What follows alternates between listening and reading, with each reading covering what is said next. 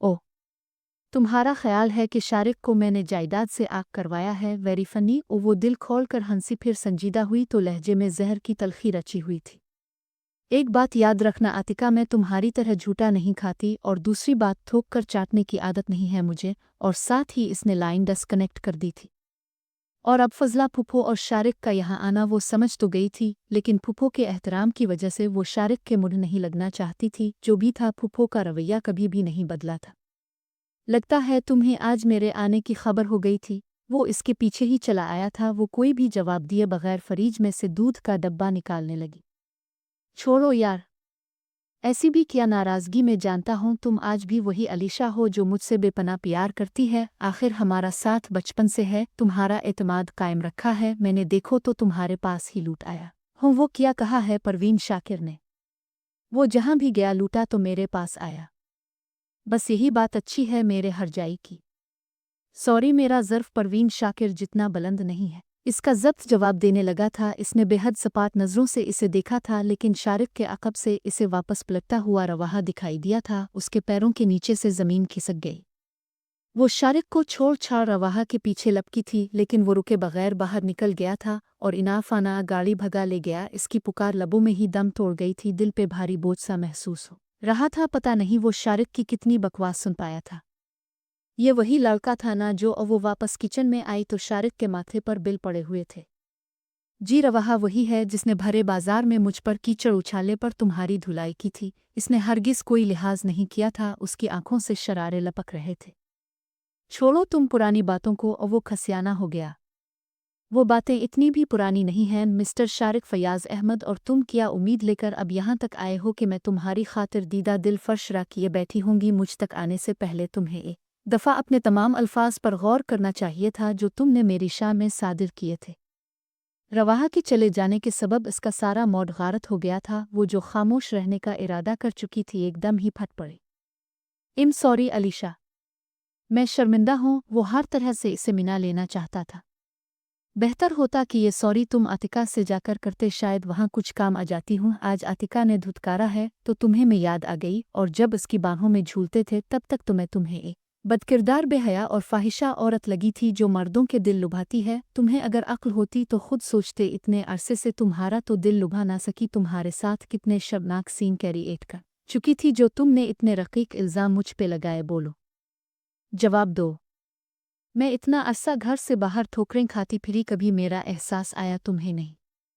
नहीं आया ना? फिर तुमने कैसे सोच लिया कि मैं तुम्हें मुआफ़ कर दूंगी? बात अगर गलत फहमी की होती तो शायद मैं दिल वसी कर भी लेती, लेकिन बात तो यहाँ किरदार पे आ गई है। मैं ना तो कुछ भूल सकती हूँ और ना ही मुआफ़ कर सकती हूँ, और ना ही तुमसे कोई राबता रखना चाहती हूँ। तुम्हारा वजूद, तुम्हारा ख्याल, तुम्हारा एहसास मेरे नज़दीक हर चीज़ सिफ़र है। तुम्हारे लिए मेरे पास सिर्फ रिजेक्शन है और कुछ नहीं, और आइंदा मेरे सामने आने की गलती ना करना, वरना मैं हरगिज़ कोई लिहाज नहीं करूँगी। वो अंगारों से भरा तश्त इस पे अंडलेती तनफिन करती बाहर निकल गई थी, और शारिक के लिए पीछे सिर्फ पछतावे छोड़ गई थी सारी जिंदगी के लिए। सारी रात वो बेचैनी से करवटें बदलती रही थी। ज़रा सी आँख लगती भी तो उल्टे सीधे वहम इसे परेशान करने लगते। पता नहीं वो रवाहा के लिए इतना टची क्यों हो रही थी, हालांकि बात तो इतनी बड़ी नहीं थी। सोते जागते इसने सारी रात काटी थी। सुबह होते ही इसने उल्टा सीधा फॉर्म फुल किया, मामा के साथ मिल के घर के काम निपटाए, और लंच टाइम से पहले ही फॉर्म और प्रॉस्पेक्टस उठा के खड़ी हो गई। मामा, मैं ज़रा नूर की तरफ जा रही हूँ, रवाहा को फॉर्म देना है, वो जमा करवा दे, कहीं डेट निकल ही ना जाए। कोई ना कोई बहाना तो तराशना ही था, और वैसे भी इसके पास एक माकूल उज़्र मौजूद था। ठीक है, ज़रा ध्यान से जाना, मामा ने कहा तो वो सर हिलाती खुदा हाफिज़ कहकर निकल आई। वो सारा रास्ता दुआएं करती आई थी कि रवाहा घर पे ही मिल जाए, और शायद इसकी दुआ कबूल भी हो गई थी, क्योंकि रवाहा की गाड़ी इसे पोर्च में नज़र आ गई थी। कैसी हो परवीन? ला में ही इसे परवीन मिल गई थी, जो वहाँ से चाय और लवाजमात समेट रही थी। शायद कुछ देर पहले कोई गेस्ट वगैरह आए थे। ठीक हो अलीशा बीबी, आप कैसी हैं? आपके बगैर घर बड़ा ही सूना लगता है। जी, मैं तो कहती हूँ आप तो अपनी मामा को लेकर यहाँ ही आ जाए, रौनक हो जाएगी। परवीन इसे देखकर खुश हो गई थी और हसब आदत स्टार्ट भी हो गई थी। तुम भी बस बहुत बोलती हो, नूर कहाँ है? वो इसकी बात पे मुस्कुराने लगी। नूर बीबी तो पार्लर गई हुई है जी, आपको नहीं पता आजकल घर में रवाहा साहिब और नूर बीबी की शादी की बातें चल रही हैं, बड़ा मज़ा आएगा सच्ची। वो बहुत जोश से बता रही थी जबकि अलीशा का दिमाग धक से उड़ गया था। रवाहा और नूर, इसे दिल की धड़कन बंद होती महसूस हुई। तुम्हें कोई गलत फहमी हुई होगी परवीन, इसने खुश्क लबों पर जुबान फेरते हुए कहा था। लें जी, इसमें कहाँ गलत फहमी, मैंने खुद अपने कानों से सुना है। और आप इधर क्यों खड़ी हो गई? अंदर आई ना, वो मिसेज़ नियाज़ी भी आई हुई हैं। बड़ी बीबी को पता चल गया तो मुझे डांट पड़ेगी। आ जाएं। और वो जल्दी जल्दी बर्तन समेट कर ट्राली में रखने लगी। अलीशा मुर्दा कदमों से चलती हुई अंदर की तरफ बढ़ गई। अब घर आ गई थी तो मिले बगैर ही चले जाना तो यकीनन मयूब बात थी। तहमीना आंटी से मिलने की गरज से वो ड्राइंग रूम की तरफ चली आई।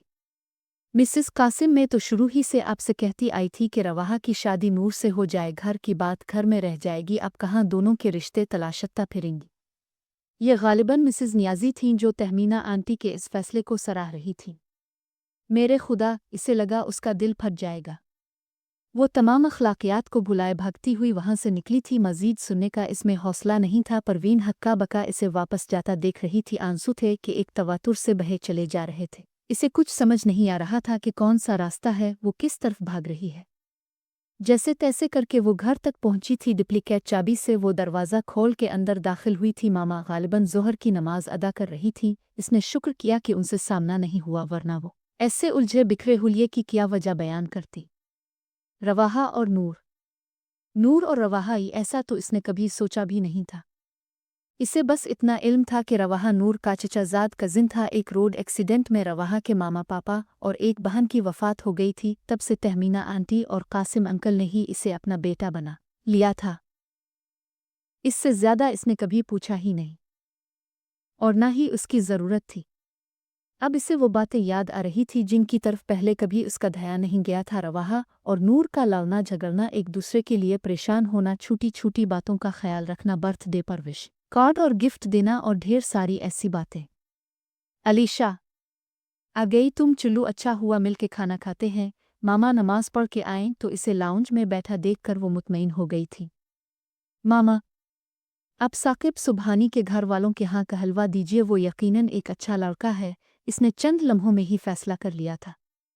मैं अब कुछ देर आराम करूंगी। वो उनकी सवालिया नज़रों से निगाहें चूरती खड़ी हो गई थी। जिस सवाल का जवाब खुद उसके पास नहीं था वो उनको कैसे देती। तुम समझती क्या हो खुद को?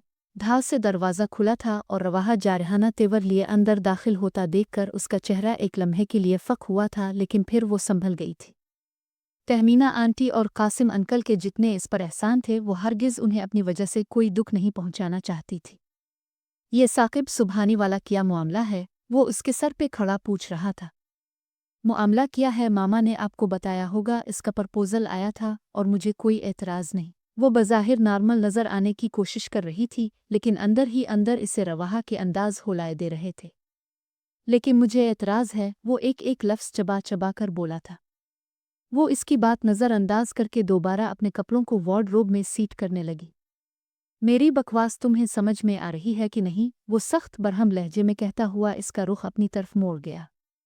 लायानी बातों का मेरे पास कोई जवाब नहीं। वो होंठ चबाते हुए निगाहें झुका गई। मेरे इल्म के मुताबिक तो कल तक तुम्हें साकिब सुबहानी से कोई वाबस्तगी नहीं थी। ये कायक तुम्हारे अंदर इतनी पसंदीदगी कहाँ से उमड़ आई? वो टटोलती निगाहों से इसे देख रहा था।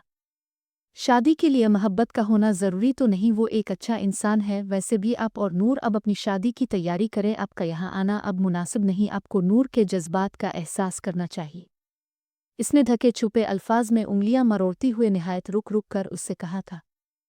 काय आ मैं और नूर, दिमाग दुरुस्त है तुम्हारा? वो उछल ही तो पड़ा। हाँ ठीक ही तो है। मैं इस दिन आपके घर आई तो मुझे परवीन ने बताया था, फिर मिसेस नियाज़ी भी तो यही कह रही थी। और वैसे भी इसमें बुराई किया है, बल्कि मुझे तो बहुत। बकवास बंद करो अपनी। इसने देवड़ते हुए इसकी बात दरमियाने ही काट दी थी। वो सहम कर खामोश हो गई। तुमसे ऐसी ही कोई फजूल सी तवक्को थी? मुझे जानती हो, मेरा और नूर का रिश्ता किया है। नूर मेरी रज़ाई बहन है। इसने बम ही तो फोड़ा था उसकी समात पर। लेकिन मैंने इस दिन खुद सुना था। उमारे हैरत के अल्फाज इसका साथ छोड़े जा रहे थे। तुम अगर थोड़ी सी अक्ल इस्तेमाल कर लेती फिर मिसेस नियाज़ी की पूरी गुफ्तगू सुन लेती कम अज़ कम बड़ी मामा का जवाब ही सुन लेती तो शायद कोई सीधी बात तुम्हारे दिमाग में आ ही जाती। वो सख्त मुतासिफ लहजे में कह रहा था। इम सॉरी रवाहा। मैं पता नहीं इस वक्त मुझे क्या हो गया था। नदामत का गहरा एहसास इसे अपने हिसार में जकड़ रहा था। जितना सोच रही थी इतना ही शर्मिंदगी बढ़ती जा रही थी। वो तो शुक्र है नुदरत आंटी ने मुझे फ़ोन करके साकिब सुबहानी के मुतालिक इस्तफसार किया था, वरना मैं तो बेमौत मारा जाता। वो इसकी कम अक्ली पर सिवाय मातम के और क्या कर सकता था। इम सॉरी अगेन। वो जी भर के शर्मिंदा हो रही थी। अभी तो शुक्र हुआ कि नूर को इसकी भनक नहीं पड़ी थी, वरना वो किस मुंह से इसका सामना करती। इस सॉरी वोरी को छोड़ो, आज शाम में बड़े पापा और बड़ी मामा आ रही हैं। मेरा प्रपोजल लेकर बोलो मंजूर है। वो यकदम पैंतरा बदल के बोला था। अलीशा के रुखसारों पर सुर्खी छा गई। ऐसे कैसे जवाब दे सकती हूँ, सोच समझ के बताऊंगी। वो रुख मोड़ गई जबकि दिल पूरी कुव्वत से धड़क रहा था। अभी भी यकीन नहीं आ रहा था कि सब कुछ पहले जैसा हो गया है। तुम्हारी सोच की तो ऐसी की तीसी। वो तिलमिला के इसके सामने आया था।